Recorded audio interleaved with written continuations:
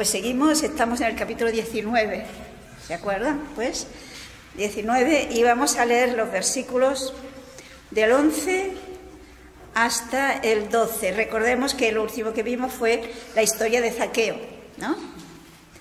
Pues los versículos 11 y 12 del capítulo 19 de San Lucas. Oyendo ellos estas cosas, prosiguió Jesús y dijo una parábola, por cuanto estaba cerca de Jerusalén, y ellos pensaban que el reino de Dios se manifestaría inmediatamente. Dijo pues, un hombre noble se fue a un país lejano para recibir un reino y volver. O sea, aquí nos relata San Lucas la parábola que se llama parábola de las minas, que en San Mateo, si se acuerdan, hay uno que digamos que es muy semejante, diríamos que la enseñanza es la misma, que es la parábola de los talentos.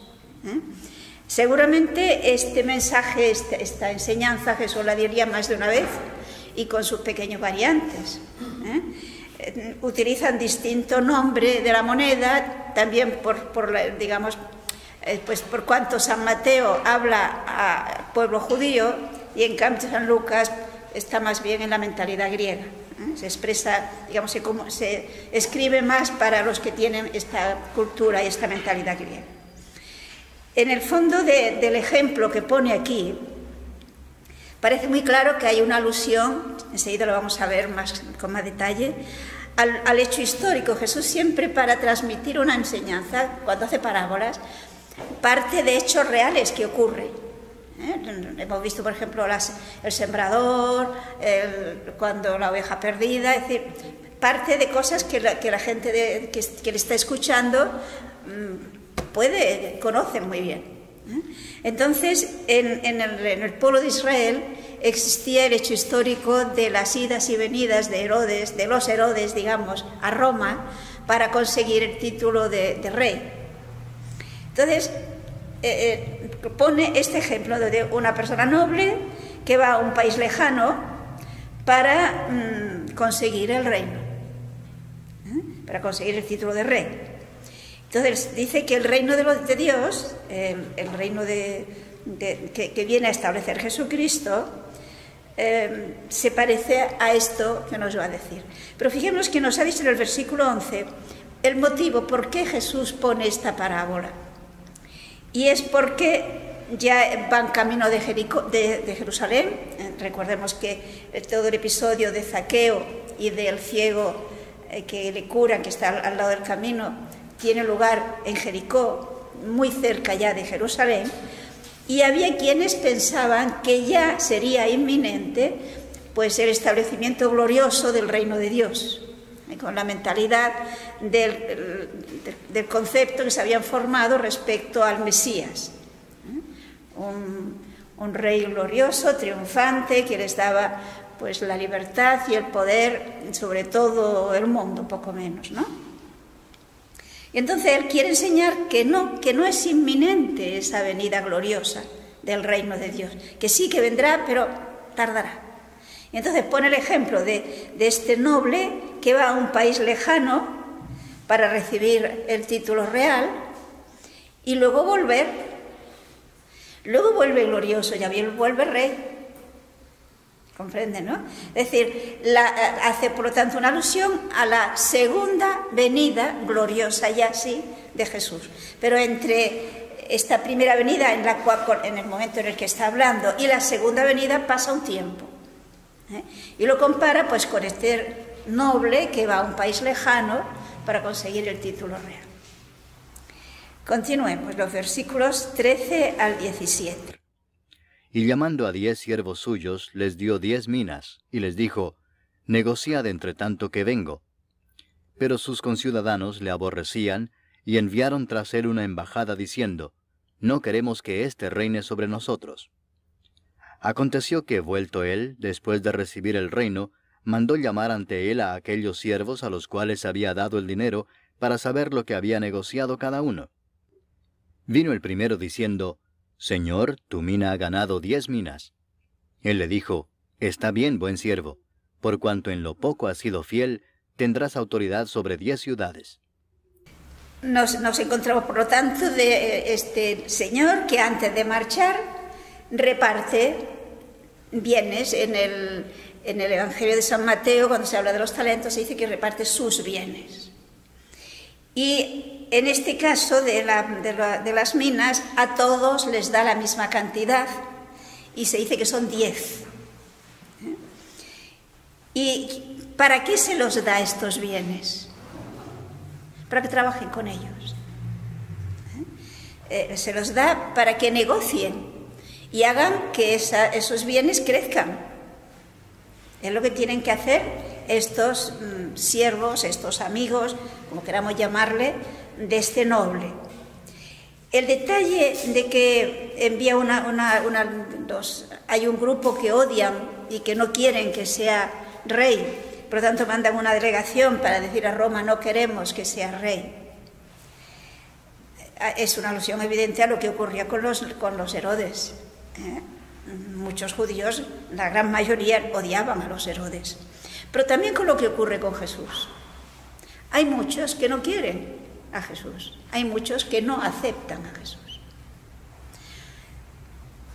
Bien, entonces, ¿qué sucede? Pues que al volver, después de un tiempo, pues pide cuentas a estos empleados. Fijémonos cómo nos describe San Mateo la vuelta de Jesús. Real, Busquemos en Mateo capítulo 16, el versículo 27. Mateo 16, 27. Porque el Hijo del Hombre vendrá en la gloria de su Padre con sus ángeles, y entonces pagará a cada uno conforme a sus obras. O sea, Jesús ciertamente volverá en toda su gloria, porque cuando vino por primera vez, podríamos decir, hablando coloquialmente, vino como de incógnita, ¿no? No vino manifestándose como quien es, Dios hecho hombre, sino como un hombre cualquiera, dirá la carta a los Filipenses San Pablo. Pero cuando venga por segunda vez, vendrá con toda su gloria, con los ángeles de Dios, y vendrá como juez.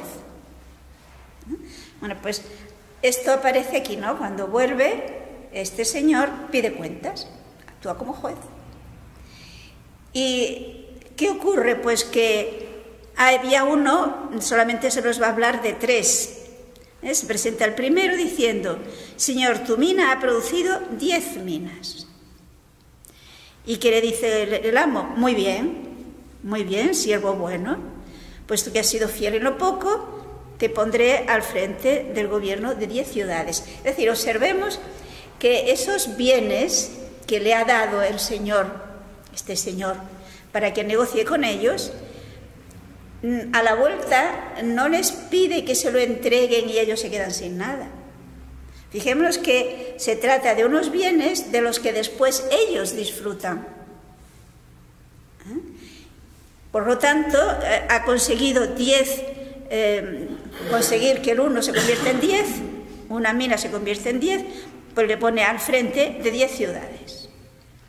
Continuemos desde el versículo 18. Vino otro diciendo: Señor, tu mina ha producido 5 minas. Y también a éste dijo: Tú también sé sobre 5 ciudades.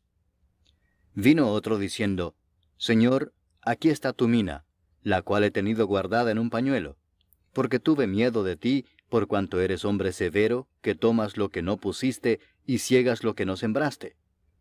Entonces él le dijo: Mal siervo, por tu propia boca te juzgo. ¿Sabías que yo era hombre severo, que tomo lo que no puse y que ciego lo que no sembré? ¿Por qué, pues, no pusiste mi dinero en el banco, para que al volver yo lo hubiera recibido con los intereses? Y dijo a los que estaban presentes: Quitadle la mina y dadla al que tiene las 10 minas. Ellos le dijeron: Señor, tiene 10 minas. Pues yo os digo que a todo el que tiene se le dará, mas al que no tiene, aun lo que tiene se le quitará. Y también a aquellos mis enemigos que no querían que yo reinase sobre ellos, traedlos acá y decapitadlos delante de mí. Observemos que Jesús dice igualmente siervo bueno al que solo con esa mina ha conseguido 5 minas. En cambio llega el tercero. San Lucas aquí resume No sabemos si el Señor también solamente habló de los 3 primeros, porque dio mina a 10 y solamente habla de 3, pero evidentemente le pidió cuenta a todos. Pero para no dar tanto, insistir tanto, solo habla de estos 3. Cuando llega el tercero, fijémonos que el tercero no ha perdido, no ha malgastado, no se ha gastado la mina. La ha tenido cuidadosamente envuelta en un pañuelo para entregársela cuando vuelva. El tono que tiene este hombre cuando habla con el Señor indica que no tiene buenas disposiciones. Tiene una actitud de mirar al Señor, a este noble, como una persona exigente, pues que siembra, que quiere recoger donde no ha sembrado, etcétera, etcétera. Es decir, tiene una idea del Señor totalmente, diríamos, equivocada y demás, y una mala impresión, una mala idea acerca de este Señor. Y por esto, fijémonos que este noble le diría: ¿sabías que yo era severo? Pues, ¿por qué no has puesto a trabajar la mina? ¿Por qué no por lo menos no la has depositado en el banco? Y ahora la recobraría con unos intereses. Es decir, ¿qué nos está diciendo aquí? ¿Qué es lo que nos quiere enseñar Jesús? Que Dios realmente es tan severo y quiere que trabajemos con susto, con miedo, porque si no, no. Fijemos que no es eso. Lo que nos está diciendo es que los dones que nos da, todo lo que tenemos son dones de Dios, tanto en el orden natural como en el orden sobrenatural. Son dones de Dios. Nuestros, digamos, cosas nuestras, que sean solo nuestras, que no sean de Dios, ¿qué es lo que tenemos? El pecado. El pecado ciertamente es nuestro. Y también la nada. Todo lo demás nos lo ha dado Dios. Nuestras cualidades humanas y nuestros dones sobrenaturales. Absolutamente todo es de Dios. San Pablo en la carta a los Corintios dirá: ¿qué tienes que no hayas recibido? Y si lo has recibido, ¿a qué te glorías? Como si no lo hubieras recibido. No es tuyo, lo has recibido. Pero el Señor nos lo ha dado para que trabajemos con ello. ¿Y por qué para que trabajemos con ello?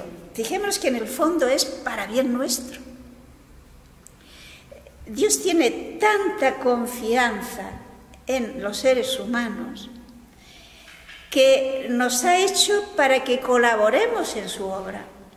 Se acordarán que en el libro del Génesis se dice que Dios le encargó al hombre que trabajara y cultivara el universo, es decir, que perfeccionara, ayudara a desarrollarse esa obra de Dios, lo cual es una manera de darle dignidad al ser humano. Y fijémonos que precisamente por eso todos los dones que tenemos, si no los hacemos trabajar, se pierden. En el orden natural y en el orden sobrenatural. Por esto dice: a ese que no ha hecho nada, pues quitárselo y dárselo al que tiene 10. Y cuando le dice: pero Señor, si ya tiene muchos, ¿qué dice el Señor? Que al que tiene se le dará y al que no tiene, aun eso que cree tener, se le quitará. Pero quizá así mirado superficialmente podemos pensar: pues es una injusticia, ¿no? Conviene compartir un poco. Pero es que fíjense que es lo que existe, es lo que ocurre realmente. Pongo poner un ejemplo y creo que lo van a entender. Cuando un niño nace con una cantidad de potencialidades, ¿no? Cuando nace ni habla, ni camina, ni piensa, ¿no? Pero sí que tiene la capacidad, si se desarrolla, de que puede llegar a ser quizá un gran atleta. O puede ser quizás un científico. Pero para que sea eso, tiene que desarrollar sus cualidades. Si hoy nos encontramos, por ejemplo, con estos deportistas, estos futbolistas que corren de aquella forma, ¿cómo han conseguido esa velocidad y esa agilidad que tienen con la pelota y, en fin, en sus movimientos? Se han estado entrenando, han estado desarrollando esas facultades que tenían. Si ese mismo se hubiera quedado sentadito sin moverse, pues quizás habría acabado en una silla de ruedas. ¿Se dan cuenta, no? O sea, los dones de Dios son para que trabajemos con ellos. Y colaborando al desarrollo, pues cada vez tenemos más. Y lo mismo ocurre en el orden sobrenatural. ¿Un santo qué es? Pues una persona que ha desarrollado los dones que se le dieron en el bautismo. ¿Sí? El que se queda en la mediocridad, pues no ha trabajado todo lo que tendría que trabajar y no ha desarrollado esas cualidades, esos dones que Dios ya nos dio en el bautismo.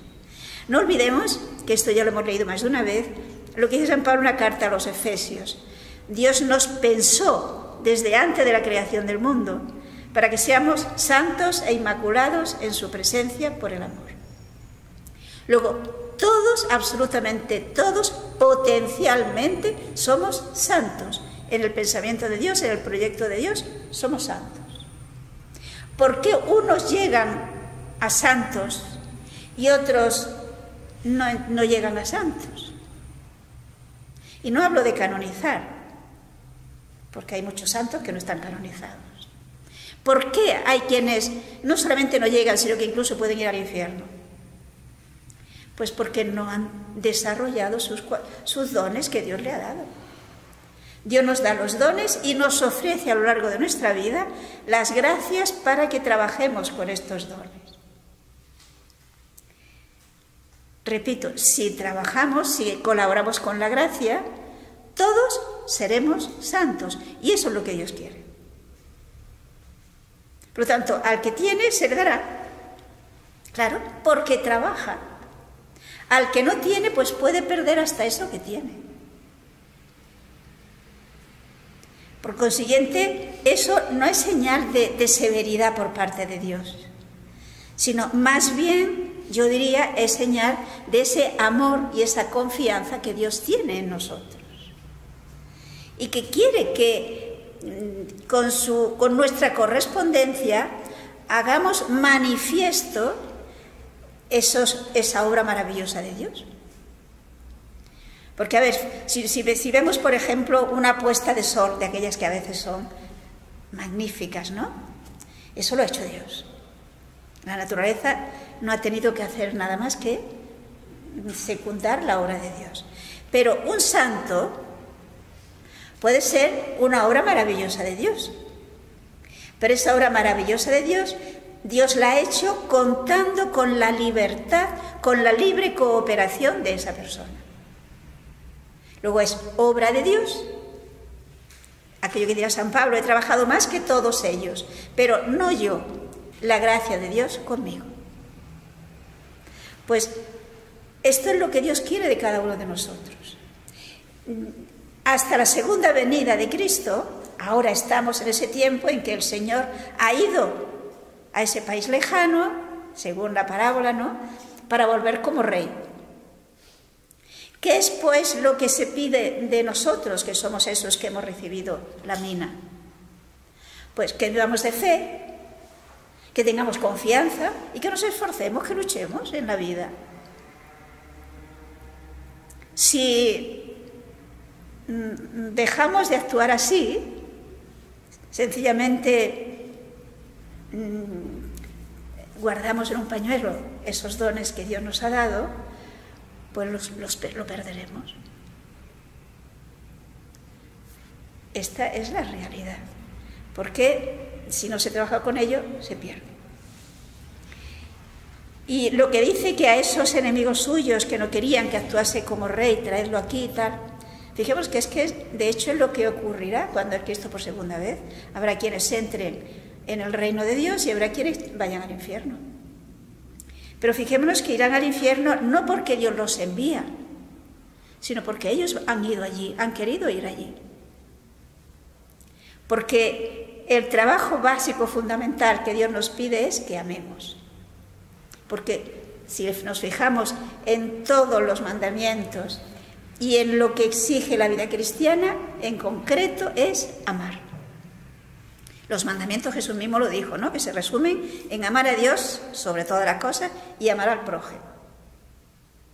El que no ama se incapacita para gozar del amor. Esto es la realidad.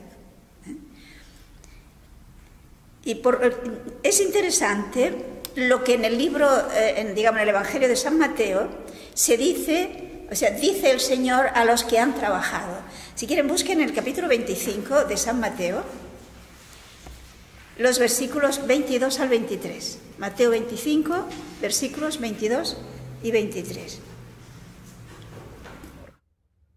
Llegando también el que había recibido 2 talentos, dijo, Señor, 2 talentos me entregaste. Aquí tienes, he ganado otros 2 talentos sobre ellos. Su señor le dijo, Bien, buen siervo y fiel. Sobre poco has sido fiel, sobre mucho te pondré. Entra en el gozo de tu señor. Fijémonos ese final. Entra en el gozo de tu señor. Esa es la recompensa que Dios nos va a dar, que Dios nos ha prometido. Vivir, colaborar, digamos, participar del mismo gozo de Dios, de la misma felicidad de Dios. Dios no nos ha creado para sufrir. Dios no nos ha creado para ser desgraciados. Dios nos ha creado para que seamos felices, y no con cualquier felicidad, con la misma felicidad que tiene Dios. Pero depende de nosotros. Hemos de trabajar con los talentos, con las minas que Dios nos ha dado. Yo creo que la enseñanza de esta parábola es muy clara, ¿verdad? Pues aprovechémosla. No hagamos como dice Santiago, de aquel que se mira al espejo y da media vuelta y ya se olvida. Pues no, nosotros si hemos mirado al espejo de la palabra de Dios y vemos lo que tenemos que hacer, hagámoslo.